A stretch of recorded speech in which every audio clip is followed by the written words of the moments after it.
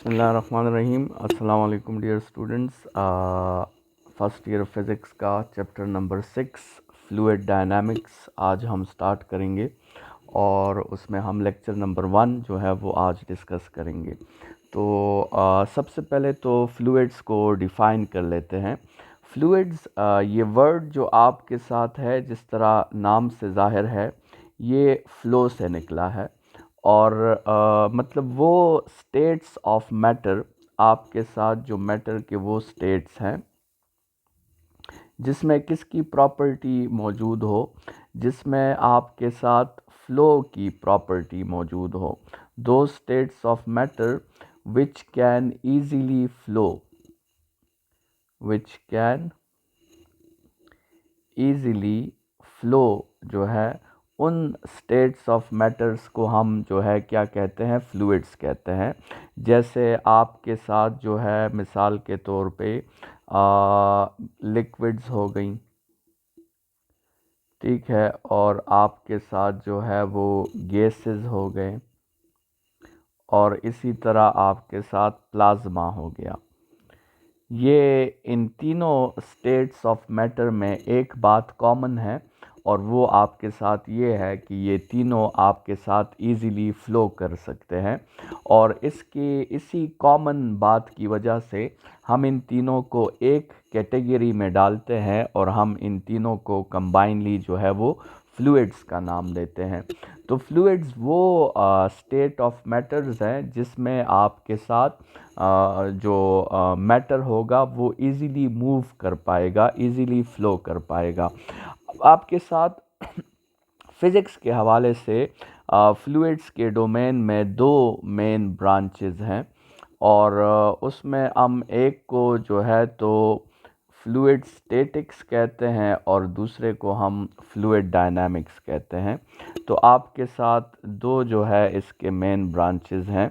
एक आपके साथ जो है वो क्या कहलाता है, फ्लूइड स्टैटिक्स, और एक आपके साथ कहलाता है फ्लूइड डायनामिक्स। और नाम से आपके साथ डिफिनीशन क्लियर हो गई होगी।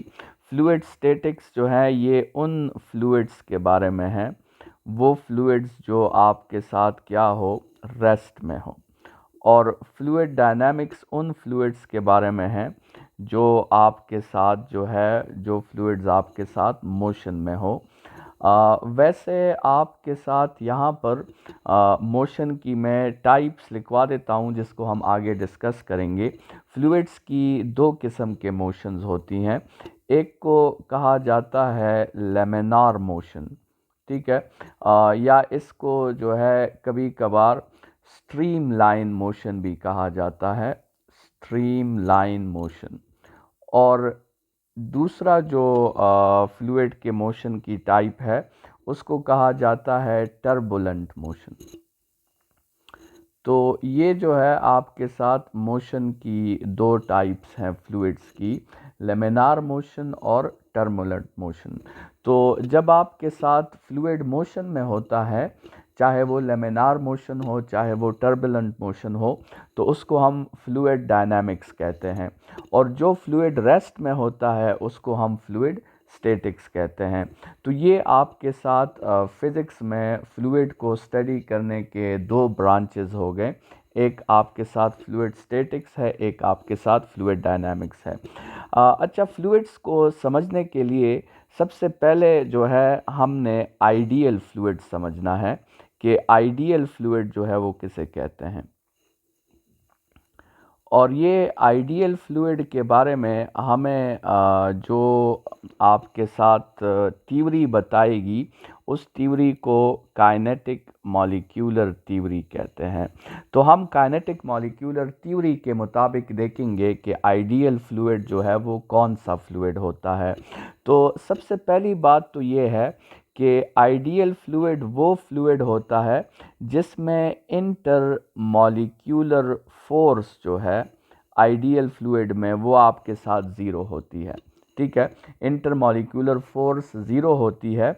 और दूसरी बात ये है कि अगर इंटरमॉलिक्यूलर फोर्स ज़ीरो होगी तो इस फोर्स के ख़िलाफ़ किसी किस्म का वर्क नहीं करना होगा, और जब किसी फोर्स के ख़िलाफ़ वर्क नहीं करना होता तो फिर उस सिस्टम में पोटेंशियल एनर्जी भी आपके साथ ज़ीरो होती है। तो पहली बात आइडियल फ्लूइड की क्या हुई कि इंटरमॉलिक्यूलर फोर्स ज़ीरो होगा। दूसरी बात आइडियल फ्लूइड की क्या हो गई कि उसमें पोटेंशियल एनर्जी आपके साथ ज़ीरो होगी। तीसरी बात, आइडियल फ्लूइड में मोशन को किसी किस्म की रेजिस्टेंस नहीं होगी, नो रेजिस्टेंस टूवर्ड्स मोशन। मतलब अगर आइडियल फ्लूइड मूव करना चाहता है तो वो 100% ईज़िली मूव कर पाएगा, उसके साथ किसी किस्म की रेजिस्टेंस जो है वो मोशन को एक्ट नहीं करेगी। जैसे आप इसको विजुअलाइज करने की कोशिश करें, ये इंटरमॉलिक्यूलर फोर्स जो है ये असल में उस फ्लूइड को मूव करने से रोकेगा। तो इसीलिए आप देख रहे हैं कि इंटरमॉलिक्यूलर फोर्स की वैल्यू भी आइडियल फ्लूइड के लिए ज़ीरो है। तो इसका मतलब ये हुआ कि आपके साथ किसी किस्म की रेजिस्टेंस जो है वो मोशन को प्रोवाइड नहीं होगी अगर वो फ्लूइड आपके साथ आइडियल फ्लूइड है। वैसे इस रेजिस्टेंस टू मोशन को हम फ्लूइड के ज़ुबान में विस्कोसिटी कहते हैं। विस्कोसिटी को हम आगे डिस्कस करेंगे कि ये क्या चीज़ है, लेकिन जिस तरह सॉलिड्स में आपके साथ फ्रिक्शंस होते हैं उसी तरह फ्लूइड्स में आपके साथ विस्कोसिटी होती है। विस्कोसिटी का सिंबल ये एन जैसा सिंबल है, ये वही सिंबल है जो हम इफ़िशेंसी के लिए यूज़ करते हैं, और आइडियल फ्लूइड की विस्कोसिटी क्या होती है वो ज़ीरो होती है, क्योंकि असल में विस्कोसिटी रेजिस्टेंस टू मोशन है। तो इसलिए आइडियल फ्लूइड में विस्कोसिटी ज़ीरो होगी, क्योंकि आपके साथ आइडियल फ्लूइड में मोशन को किसी किस्म की रेजिस्टेंस प्रोवाइड नहीं होती। इसके अलावा आइडियल फ्लूइड वो होगा जिसकी डेंसिटी आपके साथ कांस्टेंट होगी। आइडियल फ्लूइड की डेंसिटी आपके साथ हमेशा क्या होगी, कांस्टेंट होगी। मतलब आइडियल फ्लूइड जो है वो ना तो कंप्रेस हो सकेगा, उसमें कंप्रेशन भी पॉसिबल नहीं होगी, नो कंप्रेशन, और ना ही आइडियल फ्लूइड जो है वो एक्सपेंड हो सकेगा। ठीक है, क्योंकि अगर वो कंप्रेशन और एक्सपेंशन करता है तो उसकी डेंसिटी तो फिर कांस्टेंट नहीं रहेगी, क्योंकि कंप्रेशन में डेंसिटी बढ़ जाती है और एक्सपेंशन में आपके साथ डेंसिटी जो है वो कम हो जाती है। तो इसीलिए आइडियल फ्लूइड को ना तो कंप्रेस किया जा सकता है और ना ही आइडियल फ्लूइड को एक्सपेंड किया जा सकता है। ठीक है, तो ये आपके साथ आइडियल फ्लूइड के कुछ पोस्टुलेट्स हो गए, और ये आपने जहन में रखने हैं, क्योंकि हम जब भी फिज़िक्स का कोई प्रिंसिपल या कोई टॉपिक पढ़ते हैं तो उसको हम आइडियल सिस्टम में पढ़ते हैं। तो इस चैप्टर में भी हम जब भी फ्लूइड कंसिडर करेंगे तो हम आइडियल फ्लूइड कंसिडर करने की ज़्यादा कोशिश करेंगे। तो उसके लिए आपको ये आइडियल फ्लूइड के तमाम पॉइंट्स जो हैं ये जहन में होने चाहिए। अच्छा, आइडियल फ्लूइड के बरक्स जो आपके साथ फिर फ्लूइड होगा उसको हम कहेंगे प्रैक्टिकल फ्लूइड। तो प्रैक्टिकल, या उसको कभी कभार आप कह सकते हैं विस्कस फ्लूइड, विस्कस फ्लूइड। तो वो आपके साथ बिल्कुल फिर क्या होगा, वो इस आइडियलिज़म के बिल्कुल अपोजिट होगा। मतलब जैसे हमने बात की कि आइडियल में इंटर मॉलिक्यूलर फोर्स ज़ीरो होता है, तो यहाँ आपके साथ इंटर मॉलिक्यूलर फोर्स जो है वो ज़ीरो नहीं होगा। इसी तरह यहाँ पर आपके साथ जब इंटर मॉलिक्यूलर फोर्स ज़ीरो नहीं होगा तो इस फोर्स के ख़िलाफ़ फिर हमें वर्क भी करना पड़ेगा, तो फिर पोटेंशियल एनर्जी भी आपके साथ ज़ीरो नहीं होगी। इसी तरह आपके साथ प्रैक्टिकल फ्लूइड में मोशन को जो है वो रेजिस्टेंस प्रोवाइड होगी। ठीक है, तो आपके साथ जो है रेजिस्टेंस टू मोशन भी होगा। रेजिस्टेंस टू मोशन जो है, रेजिस्टेंस टू मोशन वो भी आपके साथ ज़ीरो नहीं होगा। रेजिस्टेंस टू मोशन ज़ीरो नहीं होगा, मतलब विस्कोसिटी जो है वो आपके साथ ज़ीरो नहीं होगी, विस्कोसिटी की कोई ना कोई वैल्यू होगी। और इसी तरह डेंसिटी जो होगी उस फ्लूइड की, वो भी आपके साथ कांस्टेंट नहीं होगी। मतलब विस्कस फ्लूइड को या प्रैक्टिकल फ्लूइड को कंप्रेस भी किया जा सकता होगा और उसे एक्सपेंड भी किया जा सकता होगा। स्टूडेंट्स, आइडियल फ्लूइड में यहाँ एक और पॉइंट भी याद रखें कि आइडियल फ्लूइड के जो मॉलिक्यूल्स होंगे आपके साथ, जो आइडियल फ्लूइड के मॉलिक्यूल्स होंगे वो आपके साथ बिल्कुल स्फेरिकल होंगे। आइडियल फ्लूइड्स के मॉलिक्यूल्स बिल्कुल स्फेरिकल होंगे और इनकी जो कोलिजन्स होंगी, उन स्फेरिकल मॉलिक्यूल्स में जो कोलिजन्स होंगी, वो कोलिजन्स आपके साथ कौन सी कोलिजन्स होंगी, वो आपके साथ होंगी परफेक्टली इलास्टिक। ठीक है, तो वो परफेक्टली इलास्टिक कोलिजन्स होंगी। ठीक है, तो ये सारी बातें जो है ये आइडियल फ्लूइड्स के बारे में काइनेटिक मॉलिक्यूलर थ्योरी के मुताबिक ये सारी बातें हैं। तो हमने आइडियल फ्लूइड भी समझ लिया और उसके बिल्कुल ऑपोजिट जो है फिर कौन से फ्लूइड्स आते हैं, वो फिर प्रैक्टिकल फ्लूइड्स आते हैं। तो प्रैक्टिकल फ्लूइड्स को भी हमने डिस्कस कर लिया है। अच्छा, तो अभी आइडियल और प्रैक्टिकल या विस्कस फ्लूइड्स को समझने के बाद हमारा टॉपिक है विस्कोसिटी। ठीक है, कि विस्कोसिटी क्या चीज़ है। तो विस्कोसिटी जो है उसको हम इस तरह डिफ़ाइन करते हैं कि the property of fluids, the property of fluids due to which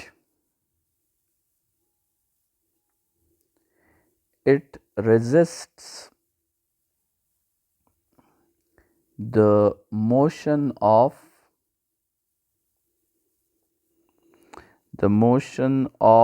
fluid particles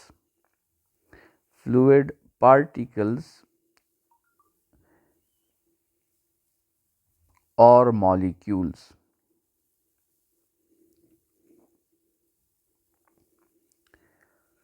fluid जो है उनके जो मॉलिक्यूल्स होते हैं या उनके जो पार्टिकल्स होते हैं, उसके मोशन को अपोज करने के लिए और उसके मोशन को रेजिस्ट करने के लिए फ्लूइड की जो प्रॉपर्टी होती है, उस प्रॉपर्टी को हम क्या कहते हैं, उसको हम विस्कोसिटी कहते हैं। और इस प्रॉपर्टी को फिज़िक्स में कौन सी फिज़िकल क्वांटिटी के हेल्प से मेजर किया जाता है?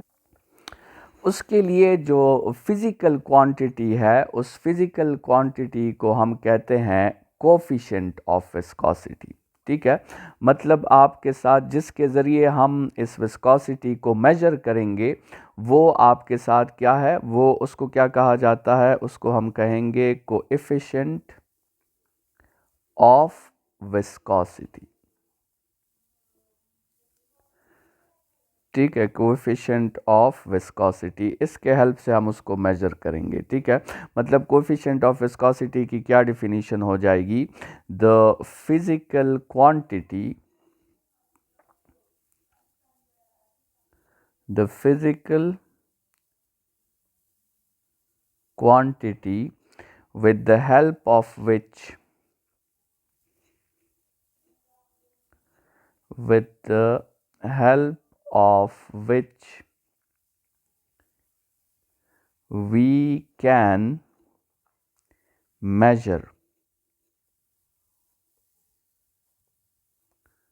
we can measure the resistance of a fluid, the resistance of a fluid towards motion, towards motion। मतलब एक फ्लूइड जो है वो मोशन को कितना रेजिस्टेंस प्रोवाइड करता है, उस रेजिस्टेंस को मेजर करने के लिए, क्योंकि फ़िज़िक्स में तो हम जितने भी यूनिवर्सल आपके साथ बिहेवियर्स हैं या फिनोमिनाज हैं, उन सब फिनोमिनास को स्टडी करने के लिए हम फ़िज़िक्स में फ़िज़िकल क्वांटिटीज़ जो हैं वो डिफ़ाइन करते हैं। जैसे मिसाल के तौर पे ग्रेविटी एक फिनोमेना है, लेकिन उस फिनोमेना को स्टडी करने के लिए हमने एक फ़िज़िकल क्वांटिटी निकाली हुई है जिसको हम ग्रेविटेशनल फील्ड स्ट्रेंथ कहते हैं। इसी तरह इलेक्ट्रिक फील्ड एक फिनोमेना है और उसे हम इलेक्ट्रिक फील्ड स्ट्रेंथ की हेल्प से स्टडी करते हैं। ठीक है, तो इसी तरह विस्कोसिटी जो है वो फ्लूइड की एक प्रॉपर्टी है, लेकिन उस प्रॉपर्टी को मेजर करने के लिए हमारे साथ जो फिज़िकल क्वांटिटी मौजूद है वो आपके साथ क्या है, वो कोफिशिएंट ऑफ विस्कोसिटी है। ठीक है, तो सबसे पहले विस्कोसिटी की डिफिनीशन हो गई, फिर आपके साथ क्या हो गया, कोफिशिएंट ऑफ विस्कोसिटी की डिफिनीशन हो गई। और देखें स्टूडेंट्स, जिस तरह आपके साथ सॉलिड में फ्रिक्शंस होते हैं, ठीक है, जिस तरह आपके साथ सॉलिड में क्या होते हैं, फ्रिक्शंस होते हैं, उसी तरह आपके साथ फ्लूइड्स में फ्रिक्शंस की जगह या फ्रिक्शंस वाली जो रिस्पॉन्सिबिलिटी है वो किसको मिल जाती है, वो मिल जाती है विस्कोसिटी को। ठीक है, और स्टूडेंट्स इन दोनों का मकसद मोशन को स्टॉप करना है। ये जो चाहे फ्रिक्शंस है और चाहे विस्कोसिटी है, दोनों का एम क्या है, दोनों का एम जो है वो आपके साथ है resistance to motion, resistance to motion. ठीक है, दोनों का एम जो है वो मोशन को स्टॉप करना है और दोनों का एम वो मोशन को ख़त्म करना है। अब इस कोफिशिएंट ऑफ विस्कोसिटी के लिए दो बातें तो आप अपने जहन में ज़रूर याद रखें। पहली बात जो है, याद रखें कि जो फ्लूइड आइडियल होगा, जो फ्लूइड आपके साथ आइडियल फ्लूइड होगा, उसकी कोफिशिएंट ऑफ विस्कोसिटी आपके साथ क्या होगी, ज़ीरो होगी। जैसे हमने ऊपर आइडियल फ्लूइड्स में कह भी दिया कि इसमें किसी किस्म की रेजिस्टेंस टू मोशन जो है वो ऑफ़र नहीं होती। लेकिन अगर एक फ्लूइड आपके साथ, कौन सा फ्लूइड हो, प्रैक्टिकल फ्लूइड हो, मतलब वो आइडियल फ्लूइड ना हो, विस्कस फ्लूइड हो, तो विस्कस फ्लूइड में फिर उसकी विस्कोसिटी जो होगी वो फिर ज़ीरो नहीं होगी। ठीक है, ये दूसरी बात। अच्छा स्टूडेंट्स, एक बात और भी समझ लें कि अगर हम सिर्फ लिक्विड्स की बात करें, अगर सिर्फ, वैसे फ्लूइड्स में तो सिर्फ लिक्विड्स नहीं होते, लेकिन अगर हम सिर्फ लिक्विड्स की बात करें तो विस्कोसिटी जो है वो उसे आप एज्यूम कर सकते हैं थिकनेस के साथ। ठीक है, मतलब आपके साथ अगर एक जो है फ्लूइड थिकर है, थिकर का मतलब ये है कि इनडायरेक्टली उसकी डेंसिटी जो है वो अगर हाई है तो फिर उसकी विस्कोसिटी भी हाई होगी। और अगर वो लेट्स सपोज एक थिनर जो है वो लिक्विड है तो उसकी डेंसिटी कम है तो फिर उसकी विस्कोसिटी भी कम होगी। मतलब आप देखें कि हनी जो है, हनी वाटर से थिकर है या हनी की डेंसिटी वाटर से ज़्यादा है, तो इस वजह से हनी की जो विस्कोसिटी होगी वो भी आपके साथ क्या होगी, वो भी आपके साथ वाटर की विस्कोसिटी से जो है वो ज़्यादा होगी। ठीक है, तो अगर हम सिर्फ लिक्विड्स की बात करते हैं तो विस्कोसिटी को आप अप्रॉक्सीमेट कर सकते हैं as thickness of a liquid. ठीक है, लेकिन ये बात सिर्फ लिक्विड्स के लिए हम कर रहे हैं, बाकी जो है वो फ्लूइड्स और प्लाज्मा में फिर ये बात ट्रू नहीं है।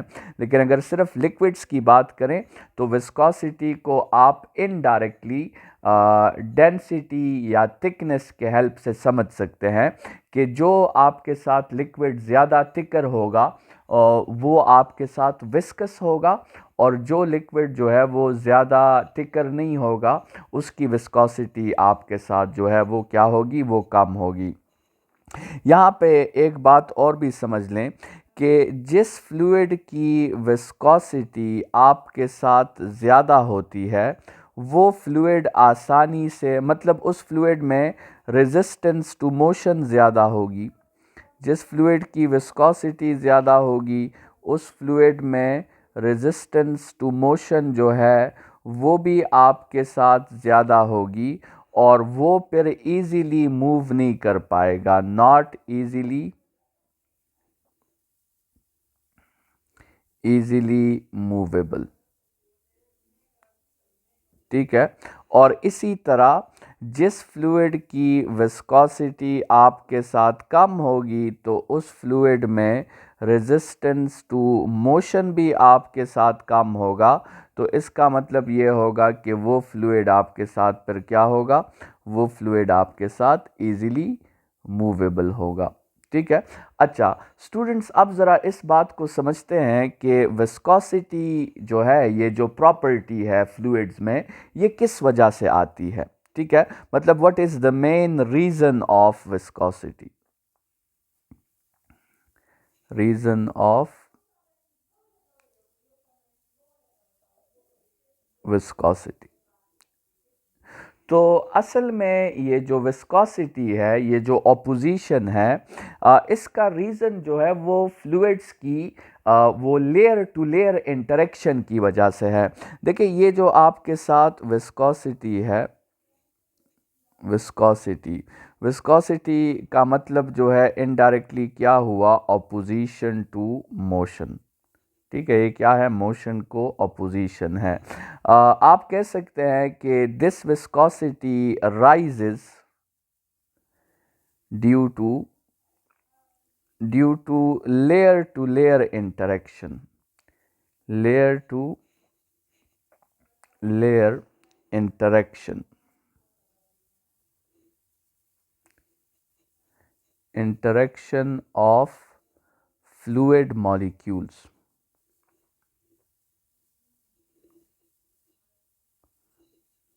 देखिए आप कंसिडर करें कि आपके साथ अगर एक फ्लूइड है, ठीक है, लेट्स सपोज ये एक कंटेनर है और इस कंटेनर में आपके साथ जो है यहाँ तक एक फ्लूइड है। ठीक है, तो स्टूडेंट्स क्या होगा, इस फ्लूइड में मॉलिक्यूल्स होंगे ना, ये इस फ्लूइड के क्या है, मॉलिक्यूल्स हैं।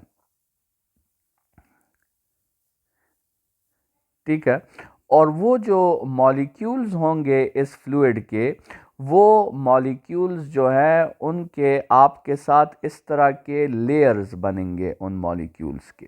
ठीक है, ये तमाम क्या है, ये इनफाइनाइट लेयर्स हैं इन मॉलिक्यूल्स के। ठीक है, तो आपके साथ ये लेयर्स हैं और ये जो मॉलिक्यूल्स के लेयर्स हैं, इन्हीं लेयर्स की जो इंटरेक्शन होती है, इन्हीं लेयर्स का जो आपस में ताल्लुक़ होता है, उसी ताल्लुक़ की वजह से कौन सी प्रॉपर्टी जन्म लेती है, उसी ताल्लुक़ की वजह से विस्कोसिटी जो है वो जन्म लेती है।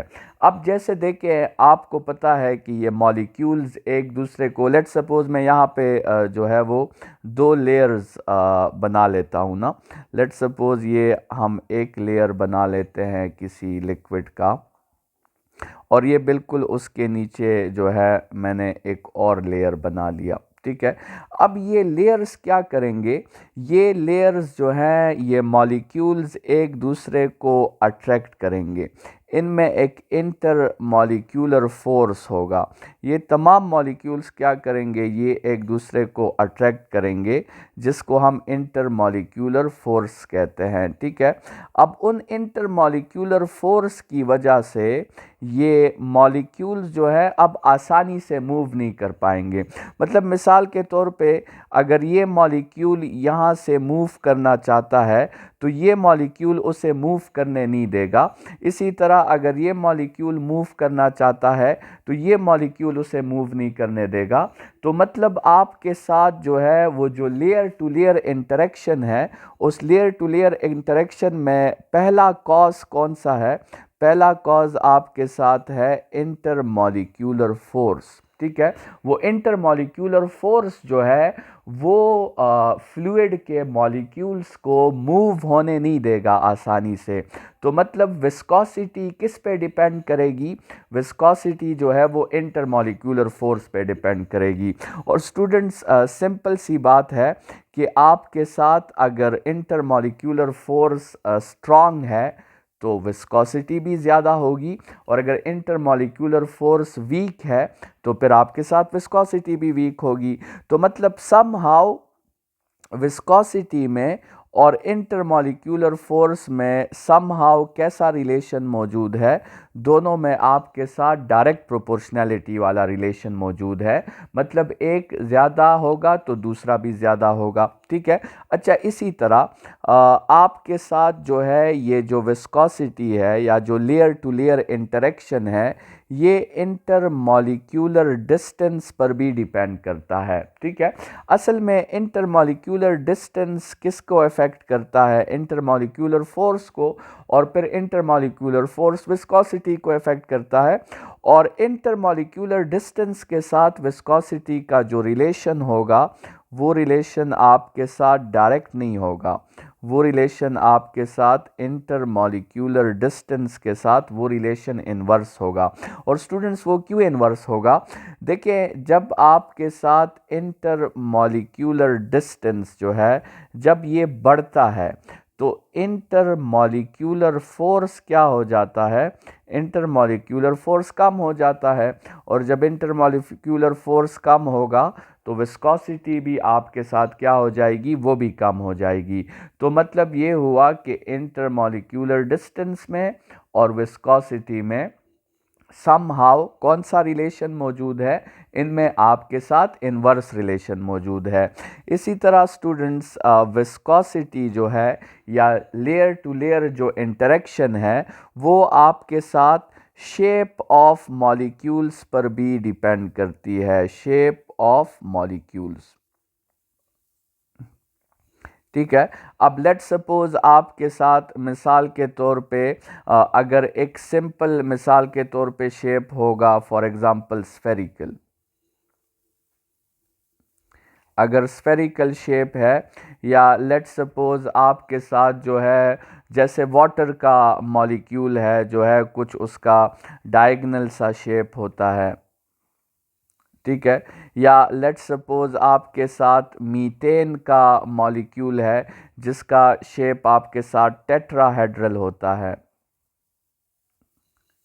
तो मतलब आपके साथ मुख्तलिफ जो है वो शेप्स होंगे। तो शेप अगर सिंपल शेप होगा, आपके साथ शेप जो है वो अगर हमारे साथ एक सिंपल शेप है, तो सिंपल शेप में विस्कोसिटी जो होगी वो आपके साथ कम होगी। और अगर शेप आपके साथ कम्प्लेक्स शेप होगा, तो कम्प्लेक्स शेप में फिर आपके साथ विस्कोसिटी क्या होगी, वो आपके साथ ज़्यादा होगी। ठीक है। तो शेप ऑफ मॉलिक्यूल्स पर भी विस्कोसिटी या लेयर टू लेयर इंटरेक्शन जो होती है वो शेप ऑफ मॉलिक्यूल्स पर भी डिपेंड करती है। मिसाल के तौर पे आप इस तरह कंसिडर करें, फॉर एग्ज़ाम्पल कि आप एक कंटेनर में जो है, एक कंटेनर में आप बिल्कुल स्फेरिकल बॉल्स डाल लें। ठीक है। इस तरह इस कंटेनर में आप क्या डालें, स्फेरिकल बॉल्स। ठीक है। और एक दूसरे कंटेनर में आप जो है शार्प एजेस के जो है वो स्टोन्स डाल लें। ठीक है। आपके साथ इस तरह के स्टोन्स हैं शार्प शार्प एजेस के। ठीक है। अब अगर आप इन बॉल्स को रिलीज़ करें, इस कंटेनर को फॉल कर दें, गिरा दें, तो ये बॉल्स जो है ये लॉन्गर डिस्टेंस कवर करेंगे, जबकि ये शार्प शार्प स्टोन्स जो है ये इतना लॉन्गर डिस्टेंस कवर नहीं करेंगे। तो वो इसलिए क्योंकि असल में यहाँ पे शेप की वजह से विस्कोसिटी ज़्यादा थी, और इन बॉल्स के केस में शेप्स की वजह से, क्योंकि इनका शेप सिंपल था, स्फेरिकल था, तो उसकी विस्कोसिटी आपके साथ कम थी। ठीक है। तो विस्कोसिटी जो होती है ये शेप्स पर भी आपके साथ डिपेंड करती है। इसके अलावा विस्कोसिटी जो होती है ये आपके साथ साइज पर भी डिपेंड करती है, साइज ऑफ मॉलिक्यूल्स। ठीक है। आपके साथ साइज ऑफ मॉलिक्यूल्स, तो वो भी सिंपल सी बात है कि जितना आपके साथ मॉलिक्यूल का साइज़ स्मॉल होगा तो विस्कोसिटी उसकी कम होगी, और जितना भी आपके साथ मॉलिक्यूल का साइज़ लार्ज होगा तो विस्कोसिटी उसकी ज़्यादा होगी। मतलब इसको आप इनर्शिया के साथ फिर कंपेयर कर सकते हैं कि स्मॉल मॉलिक्यूल्स हैं तो उसको मोशन में लाना आसान है तो उसकी विस्कोसिटी कम होगी, और लार्ज मॉलिक्यूल्स हैं तो उसे मोशन में लाना मुश्किल है तो उसकी विस्कोसिटी जो है वो ज़्यादा होगी। अच्छा, इसी के साथ जो है विस्कोसिटी का ताल्लुक टेम्परेचर के साथ भी है। आपके साथ विस्कोसिटी जो है या लेयर टू लेयर इंटरेक्शन जो होती है वो टेम्परेचर पर भी डिपेंड करती है, और विस्कोसिटी का टेम्परेचर के साथ जो रिलेशन है वो आपके साथ इन्वर्स रिलेशन है। देखिए, असल में जब आप टेम्परेचर को बढ़ाते हैं, जब टेम्परेचर इंक्रीज़ हो जाता है तो टेम्परेचर के इंक्रीज़ होने से जो है आपके साथ चार्ल्स लॉ कहता है कि टेम्परेचर के इंक्रीज़ होने से वॉल्यूम क्या हो जाता है, इंक्रीज़ हो जाता है। वॉल्यूम के इंक्रीज़ होने का मतलब कि मॉलिक्यूल्स एक दूसरे से दूर चले जाते हैं, मतलब इंटरमॉलिक्यूलर डिस्टेंस जो है वो इंक्रीज़ हो जाता है। तो जब इंटरमॉलिक्यूलर डिस्टेंस इंक्रीज़ होता है तो इंटरमॉलिक्यूलर फोर्स जो है वो डिक्रीज़ हो जाता है, और जब इंटरमॉलिक्यूलर फोर्स डिक्रीज़ होता है तो विस्कोसिटी आपके साथ क्या हो जाती है, वो भी डिक्रीज़ हो जाती है। तो समहाउ टेम्परेचर और विस्कोसिटी का जो रिलेशन है वो आपके साथ क्या है, वो आपके साथ इन्वर्स रिलेशन है। अच्छा, इसके अलावा जो है विस्कोसिटी आपके साथ स्टेट ऑफ द फ्लूइड पर भी डिपेंड करती है। State of the fluid, state of fluid मतलब जैसे अगर एक फ्लूइड जो है वो लिक्विड स्टेट में है और दूसरा फ्लूइड गैसियस स्टेट में है, तो विस्कोसिटी ऑफ लिक्विड जो होगी वो आपके साथ ज़्यादा होगी विस्कोसिटी ऑफ गैसियस स्टेट से। ठीक है, मतलब लिक्विड स्टेट में विस्कोसिटी ज़्यादा होगी, और अगर उसी फ्लूइड को हम गैस में कन्वर्ट कर दें तो फिर उसकी विस्कोसिटी आपके साथ क्या हो जाएगी, फिर उसकी विस्कोसिटी आपके साथ कम हो जाएगी। अच्छा, यहाँ पर स्टूडेंट्स ये जो टेम्परेचर की हमने बात की तो उसके लिहाज से एमसीक्यूज़ पॉइंट ऑफ व्यू से कुछ बातें आपने जहन में रखनी है। ठीक है, एमसीक्यूज़ पॉइंट ऑफ व्यू से हम ये बातें डिस्कस कर रहे हैं। सबसे पहली बात, लिक्विड्स जो होते हैं, लिक्विड्स उसमें आपके साथ विस्कोसिटी का जो ताल्लुक होता है टेम्परेचर के साथ वो इन्वर्स होता है। लेकिन जब हम टेम्परेचर को बढ़ाते हैं तो आपके साथ एक पॉइंट पर ऐसा आ जाता है जिसमें फिर उस लिक्विड्स की जो विस्कोसिटी होती है फिर वो टेम्परेचर के साथ इन्वर्स ताल्लुक नहीं रखती, फिर वो टेम्परेचर के साथ डायरेक्ट ताल्लुक रखती है। तो मतलब ये हुआ कि अगर आपसे एमसीक्यूज़ में पूछा जाए कि टेम्परेचर को बढ़ाने से विस्कोसिटी पे क्या असर पड़ेगा, तो आप कहेंगे कि it first decreases and then increases. ठीक है, मतलब एक ख़ास टेम्परेचर तक विस्कोसिटी में इन्वर्स रिलेशन है और फिर वो रिलेशन क्या हो जाता है, वो फिर डायरेक्ट हो जाता है। अगर इन दोनों बातों को हम एक ग्राफ में बनाने की कोशिश करें तो अगर विस्कोसिटी का ग्राफ बनाएं टेम्परेचर के साथ तो इनिशियली इनका इन्वर्स रिलेशन होता है, लेकिन एक पॉइंट के बाद फिर इनका रिलेशन डायरेक्ट हो जाता है। ठीक है, मतलब ये वो टेम्परेचर है जो वो डिसाइडिंग टेम्परेचर है जिससे पहले इन्वर्स रिलेशन है, जिससे पहले आपके साथ दोनों में क्या है, इन्वर्स रिलेशन, और उसके बाद दोनों में क्या हो गया है, वो डायरेक्ट रिलेशन हो गया है। तो ये पहली बात आपने एमसीक्यूज़ के लिए याद रखनी है।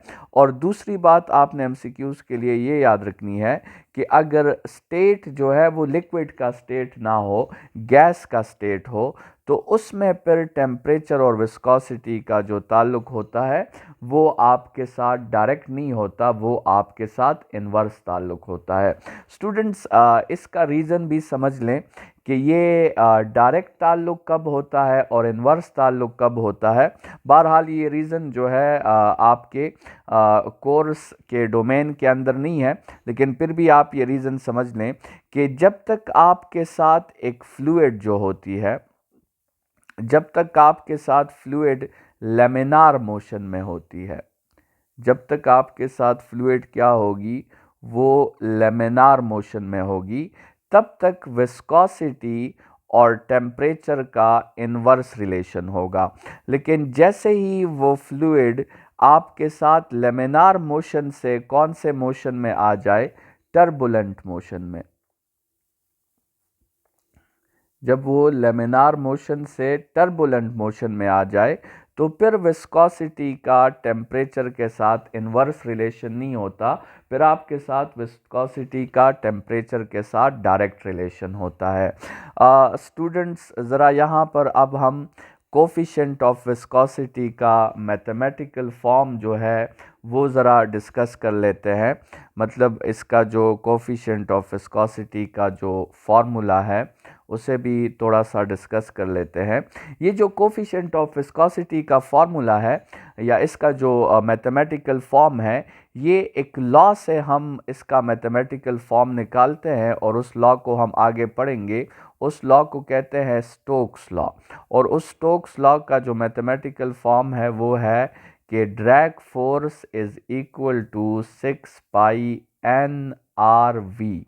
ठीक है, जिसमें v स्पीड है, r जो है वो रेडियस है, n विस्कोसिटी है, और ये fd जो है ये ड्रैग फोर्स है। ठीक है, इस लॉ को हम आगे डिस्कस करेंगे। फिर यहाँ से विस्कोसिटी को अगर हम सब्जेक्ट कर दें तो विस्कोसिटी का फॉर्मूला बन जाएगा drag force divided by 6 pi N. अच्छा, एन को तो हमने सब्जेक्ट कर दिया है। ये आपके साथ फॉर्मूला बन जाएगा आर वी। ठीक है, ये आपके साथ कोफिशिएंट ऑफ विस्कोसिटी का मैथमेटिकल फॉर्म है। और यहाँ से हम इसका जो है यूनिट भी निकाल सकते हैं। अगर हम इसका यहाँ से एस आई यूनिट निकालें फॉर्मूला के हेल्प से, तो आपके साथ देखें फोर्स का यूनिट जो है वो न्यूटन हो गया, और रेडियस का यूनिट मीटर हो गया, और साथ में स्पीड है तो मीटर पर सेकंड हो गया। ये सेकंड आपके साथ ऊपर चला जाएगा तो newton second by metre square. अच्छा, ये जो न्यूटन, इसको आप इस तरह लिख लेना, newton by metre square into second.